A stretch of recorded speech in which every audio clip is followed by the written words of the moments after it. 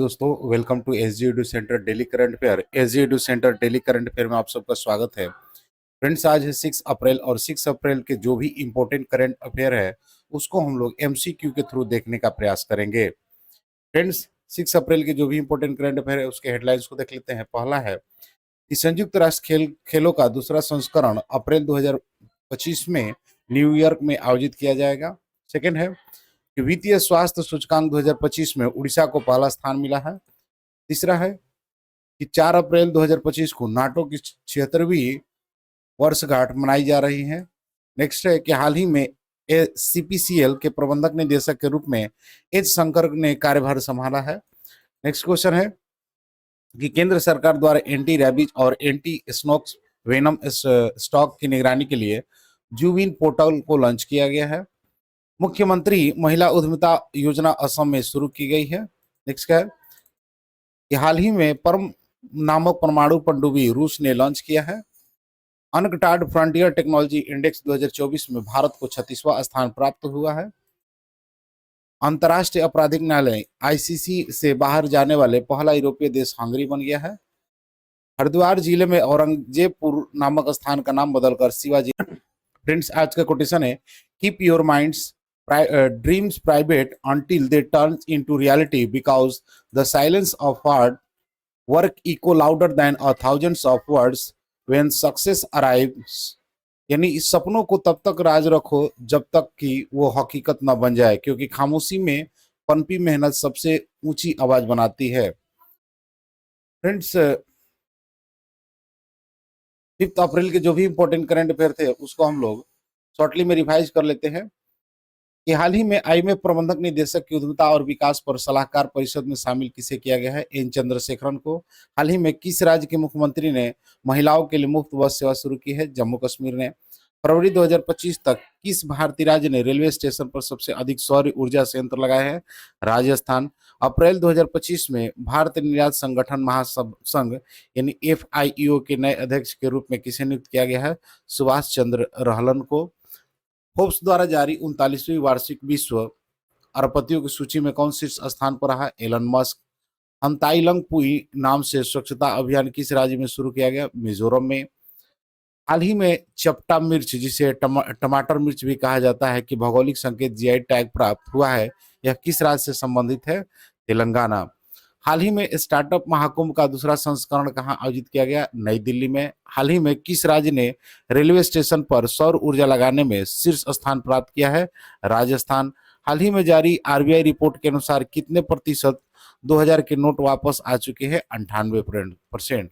Friends, आज का question है कि संयुक्त राष्ट्र खेलों का दूसरा संस्करण अप्रैल 2025 में किस स्थान पर आयोजित किया जाएगा? यानी the second edition of the United Nation games will be held in April 2025 at which location? Option A Geneva, option B London, option C New York और ऑप्शन डी पेरिस। तो इसका सही आंसर है फ्रेंड्स कि न्यूयॉर्क में संयुक्त राष्ट्र खेलों का दूसरा संस्करण अप्रैल 2025 में आयोजित किया जाएगा। फ्रेंड्स, संयुक्त राष्ट्र खेल 2025 का आयोजन न्यूयॉर्क में अप्रैल 2025 में होगा। यह खेल कूटनीति, एकता और सहयोग को बढ़ावा देने के उद्देश्य से आयोजित किया जा रहा है। इसमें राजनयिकों, यूएन स्टाफ और विशेष एजेंसियों के प्रतिनिधि भाग लेंगे। इस योजना में 11 खेल विधाओं को शामिल किया गया है और इसमें संयुक्त राष्ट्र प्रणाली की विभिन्न प्रतिनिधि की भागीदारी होगी। नेक्स्ट क्वेश्चन है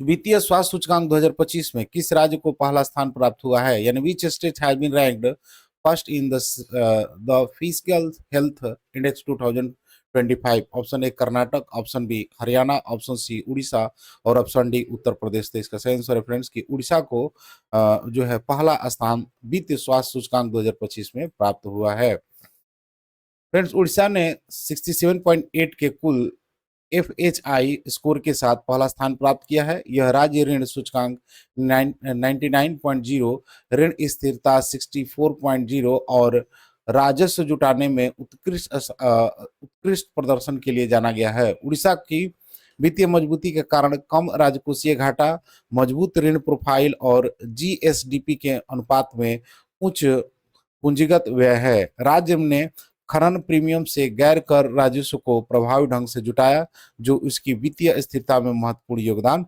देता है। नेक्स्ट क्वेश्चन है कि 4 अप्रैल 2025 को नाटो की कौन सी वर्षगांठ मनाई जा रही है, यानी which anniversary of NATO is celebrated on 4 April 2025।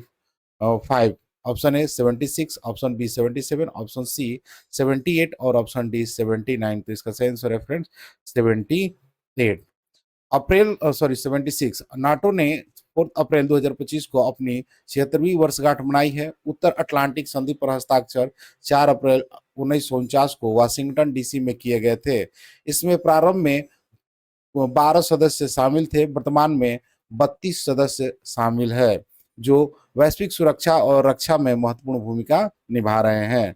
Next question है कि हाल ही में सीपीसीएल के प्रबंधक निदेशक के रूप में किसने कार्यभार संभाला है, यानी who has recently taken over as the managing director of CPCL. Option A Ajay Bhaddu, option B Manan Kumar, option C S Shankar और option D none of this. इसका सही आंसर फ्रेंड एस शंकर जो है सीपीसीएल के प्रबंधक निदेशक के रूप में नियुक्त किए गए हैं।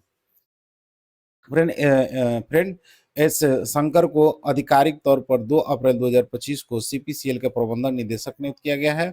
वह एक यांत्रिक अभियंता है और एमबीए की उपाधि रखते हैं। उनके पास तेल और गैस उद्योगों में व्यापक अनुभव है।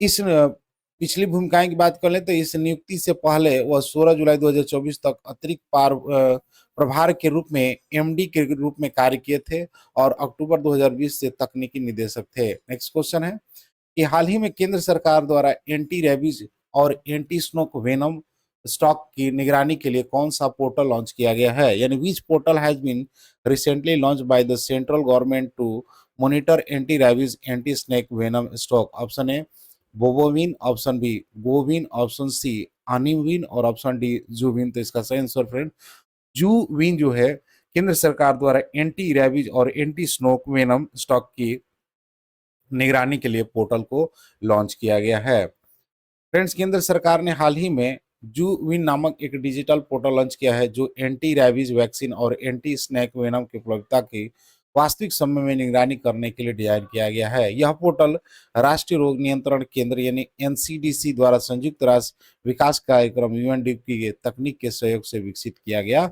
है। नेक्स्ट क्वेश्चन है कि मुख्यमंत्री महिला उद्यमिता योजना किस राज्य में शुरू की गई है, यानी in which state was the Mukhyamantri Mahila Udyami scheme launched. Option A West Bengal, option B Assam, option C Orissa और ऑप्शन डी झारखंड। तो इसका सही आंसर है फ्रेंड्स की असम में मुख्यमंत्री महिला उद्यमिता योजना की शुरुआत की गई है।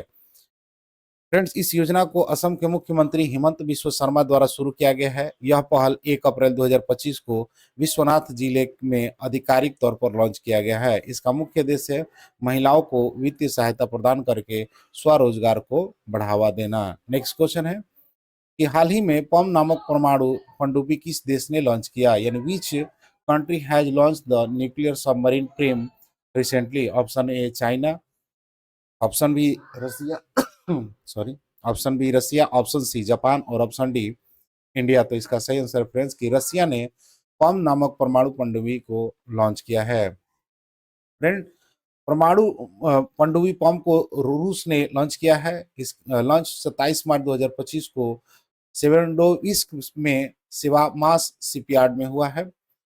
पम यासेन एम वर्ग की पनडुब्बी है, जिसे जिरकॉन हाइपरसोनिक मिसाइल को ले जाने के लिए डिजाइन किया गया है। इसकी विशेषता की बात कर ले तो यह रूस की पहली पनडुब्बी है जिसमें जिरकॉन मिसाइल नामक सुविधा के रूप में लगाई गई है, जो माइक 8 की गति प्राप्त कर सकता है। नेक्स्ट क्वेश्चन है कि अनकटाड फ्रंटियर टेक्नोलॉजी इंडेक्स 2024 में भारत को कौन सा स्थान प्राप्त हुआ है, यानी India has been ranked at what in the UNCTAD frontier technology index 2024। Option A 33, option B 34, option C 35 और ऑप्शन डी 36। तो इसका सही आंसर है फ्रेंड 36 जो है रैंक प्राप्त हुआ है, यानी भारत को UN CTD frontier technology index 2024 में 36वां स्थान प्राप्त किया है। यह रैंकिंग 2022 में 48वें स्थान से सुधरी है, जो भारत की प्रगति को दर्शाता है। यह सूचकांक देश का मूल्यांकन आईसीटी तैनाती, कौशल अनुसंधान और विकास, गतिविधि, औद्योगिक क्षमता और वित्तीय पहुंच के आधार पर कर सकता है। नेक्स्ट क्वेश्चन है कि हाल ही में अंतर्राष्ट्रीय आपराधिक न्यायालय यानी आईसीसी से बाहर जाने वाला पहला यूरोपीय देश कौन सा है? यानी which is the first European nations to recently withdraw from the international criminal court? Option A Austria, option B Hungary, option C Sweden और ऑप्शन डी नॉर्वे। तो इसका सही आंसर है फ्रेंड्स की हंगरी जो है अंतर्राष्ट्रीय आपराधिक न्यायालय से बाहर जाने वाला पहला यूरोपीय देश बन गया है। नेक्स्ट क्वेश्चन है और आज का सॉरी अतिरिक्त जानकारी देख लेते हैं कि हंगरी यूरोप का पहला देश है जिसने अंतर्राष्ट्रीय आपराधिक न्यायालय आई यानी आईसीसी से बाहर जाने की घोषणा की है। 3 अप्रैल 2025 को इजरायली प्रधानमंत्री बेंजामिन नेतन्याहू की यात्रा के दौरान किया गया, जो आईसीसी द्वारा वांछित है। वापसी का कारण हंगरी के प्रधानमंत्री विक्टर ओरबान ने कहा कि आईसीसी एक राजनीतिक औजार बन गया है, जिसके कारण हंगरी ने बाहर निकलने का फैसला लिया है। वापसी की प्रक्रिया 1 वर्ष से अधिक समय लगेगा, जिसमें संयुक्त राष्ट्र महासचिव को औपचारिक सूचना देना होता है। नेक्स्ट क्वेश्चन है और आज का अंतिम क्वेश्चन है कि हरिद्वार जिले में औरंगजेबपुर नामक स्थान का नाम बदलकर क्या रखा गया है? यानी what is the name of the place named Aurangzebpur in Haridwar district been change to? Option A Shivaji Nagar, option B Atal Nagar, option C Sambhaji Nagar और ऑप्शन डी ध्रुवा सिंह ध्रुव सिंह। तो इसका सही आंसर फ्रेंड्स शिवाजी नगर। औरंगजेबपुर का नाम बदलकर शिवाजी नगर कर दिया गया है। यह परिवर्तन उत्तराखंड के हरिद्वार जिले में हुआ है। परिवर्तन का कारण नाम बदलना भारतीय संस्कृति और विरासत के अनुरूप स्थानों के नामों को संरेखित करने की एक व्यापक पहल का हिस्सा है, जो सार्वजनिक भावना को दर्शाता है। अन्य नाम उत्तराखंड में कई अन्य स्थान के नाम भी बदले गए हैं, जिनमें जी गाजीवाला का को आर्य नगर और चंद्रपुर को ज्योतिबा फूले नगर अन्य। लास्ट वीडियो का क्वेश्चन था कि हाल ही में चपटा मिर्च, जिसे टमाटर मिर्च भी कहा जाता है, को भौगोलिक संकेत जीआई टैग प्राप्त हुआ है, यह किस राज्य से संबंधित है? तो इसका सही आंसर है ऑप्शन सी तेलंगाना। आज का अंतिम क्वेश्चन है, आज का क्वेश्चन है कि हाल ही में अंतर्राष्ट्रीय आपराधिक न्यायालय आईसीसी से बाहर जाने वाला पहला यूरोपीय देश कौन सा है? Option A Australia, option B Hungary, option C Sweden और ऑप्शन डी नॉर्वे। फ्रेंड्स इसका आंसर कमेंट बॉक्स में जरूर दें। मिलते हैं अगले वीडियो में, तब तक के लिए जय हिंद।